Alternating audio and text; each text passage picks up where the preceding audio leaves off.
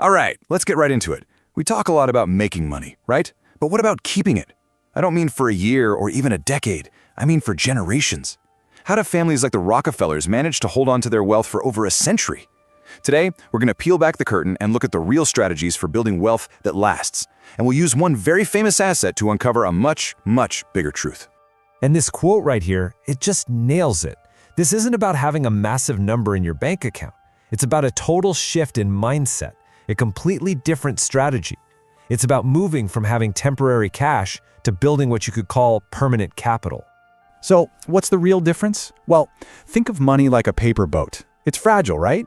A stock market crash can sink it. Inflation can just dissolve it. But true wealth, that's like a fortress. It's built to last. It's designed to survive anything and just keep compounding, generation after generation. This is exactly why you hear that old saying about family fortunes vanishing in 3 generations, while a few others are still going strong 150 years later. So how do they build that fortress? Well, the ultra-wealthy use something economists call stores of value. And really, all that means is they're assets that are supposed to hold their worth or even grow over centuries. So let's take a look at the playbook everyone talks about. This is the classic list, the stuff you always hear about. You've got real estate. I mean, think about Bill Gates becoming the biggest private owner of farmland in the US. You've got your blue chip stocks, companies like Coca-Cola that have been around forever. And of course, the old standbys, gold, silver, and government bonds. Lately, you're hearing more about fine art, collectibles, and even crypto joining the party. This is basically the standard advice package. But here's the thing. We don't just take common wisdom at face value around here. We want to see the data. So let's take one of these supposedly safe assets and really put it under the microscope. Let's talk about the fine art market. And this is the million-dollar question, isn't it? It sounds great to say that a multi-million-dollar Picasso is a solid way to store your wealth, but what do the numbers actually say? Is it really a reliable strategy, or is there a completely different story hiding in the data? To find out, we're diving into this really thorough academic study from 2023. What these researchers did was gather data on over 1,500 paintings that were bought and then resold at the biggest auction houses in the world. Sotheby's, Christie's, places like that. This is huge because it lets us see the real, actual returns people got on these investments. All right, so let's get to the good stuff. We're officially moving past stories and anecdotes and getting into the cold, hard numbers. What does the data really tell us about art as a long-term investment? So the big headline number is this, an average annual return of 6.59%. And you know what? That's not bad at all. On the surface, that looks like a pretty decent, solid investment. But, and this is a really big but, averages can be incredibly misleading. Because here's where it gets really interesting. When you break it down, yeah, over 80% of the resales made a profit, even after you account for inflation. But that means nearly 20%, almost 1 in every 5 of these major art investments actually lost money. That's a pretty significant risk, and it's definitely not the sure thing we're often led to believe. Now, let's see how art stacks up against some of those other safe assets. The performance is just all over the place. Take 2008, right in the middle of the financial crisis. Art did okay, a solid 8%, but government bonds, a staggering 21.76%. Then jump to 2011, art is down to about 2%, while bonds are still kicking out over 10%.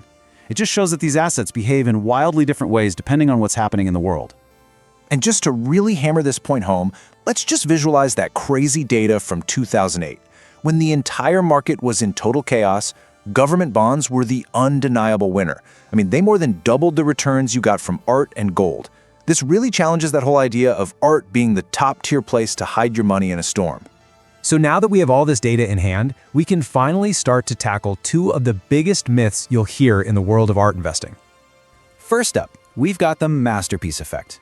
This is the belief that the absolute best way to guarantee a huge return is to buy one single, incredibly famous and wildly expensive painting, a masterpiece. It kind of feels true, right?